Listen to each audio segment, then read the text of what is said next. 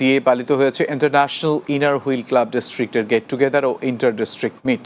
সকালে নগরীর বোট ক্লাবে 113তম ইন্টারন্যাশনাল সার্ভিস অর্গানাইজেশনে অনুষ্ঠানের আয়োজন করে।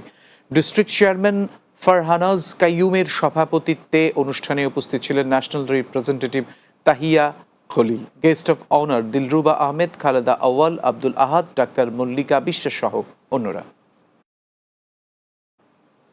লিডা মাল্টিপারপাস কোঅপারেটিভ সোসাইটি লিমিটেডের অর্থ আত্মসাৎ ও প্রতিষ্ঠানটির সভাপতি এবং কর্মকর্তা কর্মচারীদের বিরুদ্ধে মিথ্যা মামলা ও হয়রানির প্রতিবাদে সংবাদ সম্মেলন অনুষ্ঠিত হয়েছে। বুধবার সকালে চট্টগ্রাম প্রেস ক্লাবের এস রহমান হলে সংবাদ সম্মেলনে লিখিত বক্তব্য পাঠ করেন ভুক্তভোগী সাইফুল ইসলাম। এ সময় তিনি জানান, রাশেদা বেগম লিডা মাল্টিপারপাস কোঅপারেটিভ সোসাইটি লিমিটেড কর্মচারী হয়ে তার স্বামী নাসির উদ্দিনের মাধ্যমে বিভিন্নভাবে অর্থ আত্মসাৎ করেছে।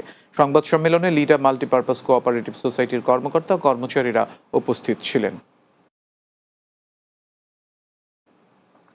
সীতাকুণ্ড প্রেস ক্লাবের নবনির্বাচিত আহ্বায়ক কমিটির পক্ষ থেকে চট্টগ্রাম প্রেস ক্লাবের সদস্য সচিব জাহিদুল করিম কোচিকে সংবর্ধনা দেওয়া হয়েছে।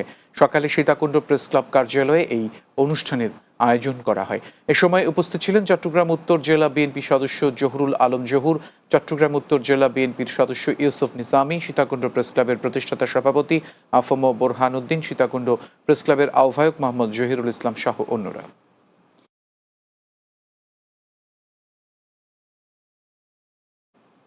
রাতের বাংলায় আবারও বিরতি নিচ্ছি, সঙ্গেই থাকুন।